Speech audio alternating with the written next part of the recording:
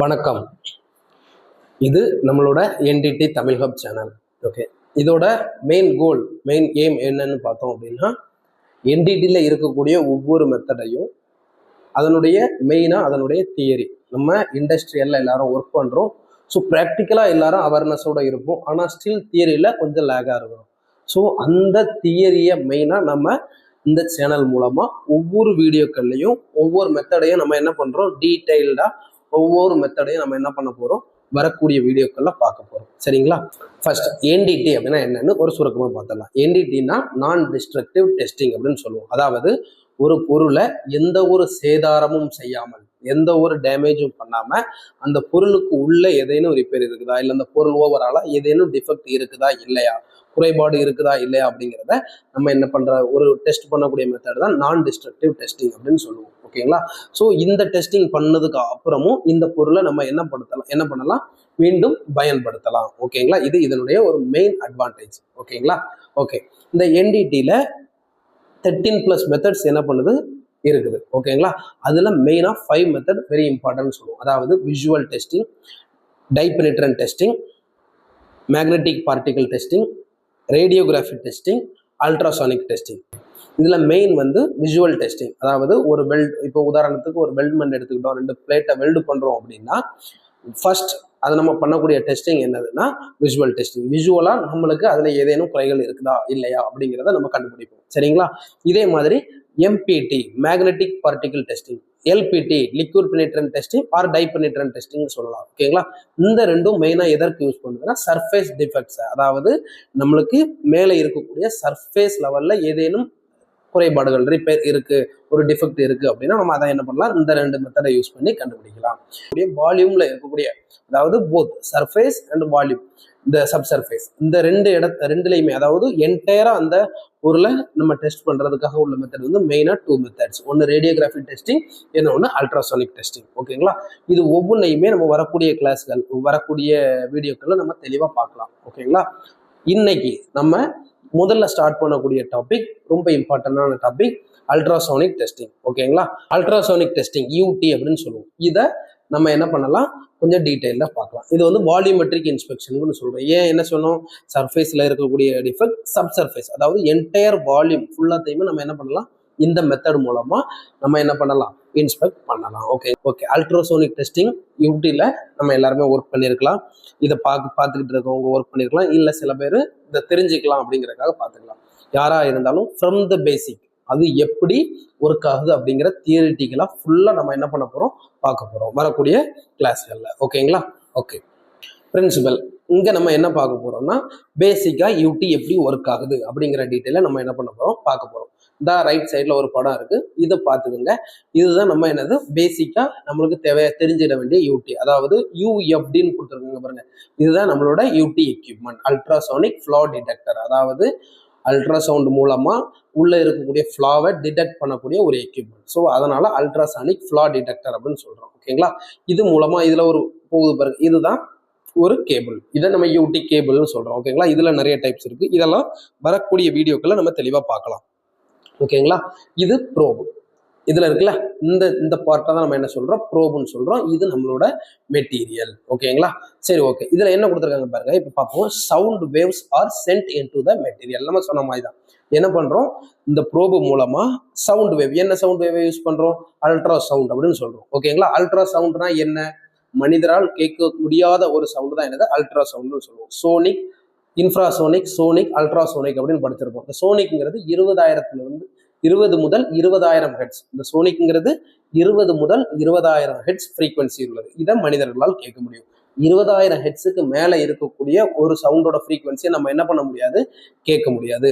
நம்ம இந்த இன்ஸ்பெக்ஷனுக்கு யூஸ் பண்ணக்கூடிய சவுண்ட் பீம் என்னது, அல்ட்ராசோனிக் பீம். ஸோ அந்த சவுண்ட் பீமை நம்மளால என்ன பண்ண முடியாது, கேட்க முடியாது. ஓகேங்களா? Okay, sound waves are sent into the material. So sound வேவை நம்ம என்ன பண்றோம், மெட்டீரியலுக்குள்ள சென்ட் பண்றோம். Sound is reflected whenever there is a sudden change in the material such as defect or the back surface. அதாவது என்ன சொல்றாங்க, உள்ள போகக்கூடிய சவுண்ட் ரிஃப்ளெக்ட் ஆகுது. ரிஃப்ளெக்ட் ஆகுதுன்னா திரும்பி வருது. எப்போ, whenever there is a sudden change in the material, மெட்டீரியல்ல ஏதேனும் சேஞ்சஸ், உதாரணத்துக்கு மெட்டீரியலுக்கு உள்ள ஏதேனும் குறைபாடுகள். இப்போ உதாரணத்துக்கு நம்ம ஒரு கார்பன் ஸ்டீல் மெட்டீரியல் எடுத்துக்கிறோம் அப்படின்னா அது வந்து என்னது ஒரு கார்பன் ஸ்டீல் மெட்டீரியல், அதெல்லாம் நம்ம வெல்டு பண்றோம். ஓகேங்களா? இப்போ அந்த வெல்டுக்கு உள்ள ஸ்லாக் அப்படிங்கிறது ஒரு டிஃபெக்ட்னு கன்சிடர் பண்றோம். போரோசிட்டி ஒரு டிஃபெக்ட். போரோசிட்டினா என்னது? ஒரு ஏர் கேப். ஓகேங்களா? ஸ்லாக்ங்கிறது என்னது? நம்ம யூஸ் பண்ணக்கூடிய எலக்ட்ரோட்ல இருக்கக்கூடிய கழிவு. ஓகேங்களா? ஸோ இந்த ரெண்டுமே என்னது? ஒரு ஃபாரின், அதாவது ஏருங்கிறது ஒரு ஃபாரின் மெட்டீரியல் தான், ஒரு ஸ்லாக்ங்கிறது என்னதுதான்? ஒரு ஃபாரின் மெட்டீரியல். ஓகேங்களா? இது இந்த வெல்டுக்குள்ள சப்போஸ் இருக்குது அப்படின்னா அந்த மெட்டீரியல்ல என்னது? சேஞ்சஸ் இருக்கு. ஸோ ஆட்டோமேட்டிக்கா உள்ள போகக்கூடிய பீம் என்ன பண்ணும்? சவுண்ட் பீம் ரிஃப்ளெக்ட் ஆகிரும். இல்லை அப்படின்னு சொன்னோம்னா பேக் சர்ஃபேஸ், அதாவது இந்த எட்ஜ் ஆஃப் த மெட்டீரியல், அதுக்கு கீழே என்னது? ஒண்ணுமே இல்லை, மெட்டீரியல் இல்லை, வெறும் ஏர் கேப் தான் இருக்கு. ஸோ இந்த இடத்துல இருந்து ஆட்டோமேட்டிக்கா இந்த சவுண்ட் பீம் என்ன பண்ணும்? ரிஃப்ளெக்ட் ஆகி திருப்பி என்ன பண்ணிடும்? இது ரிஃப்ளெக்ட் ஆகும். இதான் கொடுத்துருங்க. Sound is reflected whenever there is a sudden change in the material such as defect or the back surface. ஏதாவது டிஃபெக்ட் அப்படி இல்லைன்னா பேக் சர்ஃபேஸ் இருக்கு அப்படின்னா பேக் வால்னு சொல்லுவோம். ஓகேங்களா? அங்க பட்டு இந்த சவுண்ட் பீம் என்ன பண்ணும்? ரிஃப்ளெக்ட் ஆகி திரும்பும். ஓகேங்களா? த ரிஃப்ளெக்டட் சவுண்ட், அதை தான் நம்ம என்ன சொல்றோம்? எக்கோன்னு சொல்றோம். ஏன்னா அது நம்மளுக்கு இங்க டிஸ்பிளே ஆகுது பாருங்க, இதுதான் நம்ம யூடி எக்கோ அப்படின்னு சொல்லுவோம். ஓகேங்களா? The reflected sound is received back by the probe. இந்த ப்ரோப் மூலமா இந்த ரிஃப்ளெக்ட் ஆகக்கூடிய சவுண்ட் என்ன பண்ணுது? ரிசீவ் ஆகுது. ரிசீவ் ஆகக்கூடிய சவுண்ட் அகைன் எங்க போயிரும்? டைரக்டா இந்த மிஷினுக்கு கொடுத்துரும். இந்த மிஷின் வந்து நம்மளுக்கு சிக்னலா அங்க டிஸ்பிளே பண்ணும். இவ்வளவுதான் என்னது நம்ம பார்க்கக்கூடிய ஒரு மெயின் கான்செப்ட். என்ன சொல்றோம்? Sound waves are sent into the material. முதல்ல சவுண்ட் வேவ் என்ன பண்றோம்? யூடி ஃபிளாம் டிடெக்டர்ல இருந்து ப்ரோப் வழியா என்ன பண்றோம்? சவுண்ட் பீமை மெட்டீரியலுக்குள்ள அனுப்புறோம். Sudden sound is reflected whenever there is a sudden change in the material such as defect or back surface. இந்த மெட்டீரியலுக்குள்ள ஏதேனும் குறைபாடுகள் அப்படி இல்லைன்னா பேக் சர்ஃபேஸ்ல பட்டு இந்த சவுண்ட் பீம் என்ன பண்ணும்? ரிஃப்ளெக்ட் ஆகும். the reflected sound is received back by the probe. இந்த ப்ரோப் மூலமா இந்த சவுண்ட் என்ன பண்ணும்? அகைன் மிஷினுக்கு ரிசீவ் பண்ணும். ஓகேங்களா? Okay. The amount of energy reflected provides the information about the size of the reflector defect. அதாவது இந்த அமௌண்ட் ஆஃப் ரிஃப்ளெக்டட் எனர்ஜி நம்ம என்ன சொல்றோம்? இந்த ப்ரோப்ல என்ன பண்ணுது? ரிஃப்ளெக்ட் ஆகக்கூடிய சிக்னல் ரிசீவ் ஆகுதுன்னு சொல்றோம். ஓகேங்களா? ரிஃப்ளெக்ட் ஆகக்கூடிய சிக்னல் தான் நம்மளுக்கு இந்த டிஸ்பிளேல சிஆர்டி டிஸ்பிளேன்னு கொடுத்துருக்காங்க பாருங்க, இதுல எக்கோவா நம்மளுக்கு என்ன பண்ணுது? காட்டுது. ஓகேங்களா? The amount of reflected energy, எவ்வளவுக்குள்ள அமௌண்ட் இருக்குதோ அதை பொறுத்து இந்த சிக்னலோட ஆம்பிளிடியூட் என்ன பண்ணும்? அதிகமாக இருக்கும். ஓகேங்களா? ஆம்பிளிடியூட்னா அதோட ஹைட். ஓகேங்களா? இப்போ the amount of reflected energy provides information about the size of reflector. நம்மளுக்கு கிடைக்கக்கூடிய எக்கோவோட சைஸ் வந்து என்னது? எவ்வளவு எனர்ஜி ரிஃப்ளெக்ட் ஆகுதுன்னு சொல்லியிருக்கோம். சரிங்களா? அதை பொறுத்து தான் நம்ம அதோட டிஃபெக்டோட சைஸ், அது சின்ன டிஃபெக்டா இல்லை பெரிய டிஃபெக்டா அப்படிங்கிறத நம்ம என்ன பண்ணலாம்? கண்டுபிடிக்கலாம். இன்னொரு டைம் வாசிப்போம். the amount of reflected energy provides information about the size of reflector. ஓகேங்களா? Okay. Next, the time taken by the sound to travel gives information about distance, அதாவது depth at which the reflector is located. என்ன கொடுத்தாங்க? The time taken by the sound to travel gives information about that distance, அதாவது depth at which the reflector is located. இப்போ இதோட meaning என்ன அப்படின்னா, நம்ம முதல்ல என்ன பார்த்தோம்? எந்த அளவுக்கு ரிஃப்ளெக்ட் ஆகக்கூடிய எனர்ஜி இருக்கோ அது வந்து டிஃபெக்டோட சைஸை நம்மளுக்கு என்ன பண்ணுது? எவ்வளோ பெரிய டிஃபெக்ட் அப்படிங்கிற இன்ஃபர்மேஷனை கொடுக்குது. அதே மாதிரி இந்த நம்ம என்ன பண்றோம்? மெட்டீரியலுக்குள்ள சிக்னல் அனுப்புறோம். சிக்னல் நேரம் மெட்டீரியல் போகுது, திரும்பி ரிஃப்ளெக்ட் ஆகி சிக்னல் வருது. இந்த நம்ம அனுப்புன டைமுக்கும் திருப்பி ரிஃப்ளெக்ட் ஆகுதுல சிக்னல், இதுக்கு இடைப்பட்ட டைம், அதுதான் நம்மளுக்கு என்ன சொல்லுது? எவ்வளவு தூரத்துல இந்த டிஃபெக்ட் சர்ஃபேஸ்ல இருந்து இருக்குது, அதை தான் டெப்த் அப்படின்னு சொல்லுவோம். இந்த இடத்துல இப்போ இதுல டிஃபெக்ட் இருக்குது. ஸோ இதுதான் என்னது? நம்மளோட டெப்த். அப்போ இங்க இருந்து ஒரு பீம் வருது, இந்த டிஃபெக்ட்ல பட்டு திருப்பி என்ன பண்ணுது? இங்க ரிசீவ் ஆகுது. ஸோ இங்க வர்றதுக்கு பட்டு திரும்பி போறதுக்கு எடுத்துக்கூடக்கூடிய டைம் வந்து நம்மளுக்கு என்னதை கொடுக்குது? எவ்வளவு தூரத்துல இந்த டிஃபெக்ட் இருக்கு அப்படிங்கிற இன்ஃபர்மேஷனை நம்மளுக்கு என்ன பண்ணுது? கொடுக்குது. So the time taken by the sound to travel gives information about the distance at which the reflector is located. எவ்வளவு தூரத்துல ரிப்பேர் இருக்குது அப்படிங்கிறத நம்மளுக்கு என்ன பண்ணுது? இந்த டைம் எவ்வளவு தூரம் எடுக்கு அப்படிங்கிற இன்ஃபர்மேஷன் நம்மளுக்கு கொடுக்குது. ஓகேங்களா?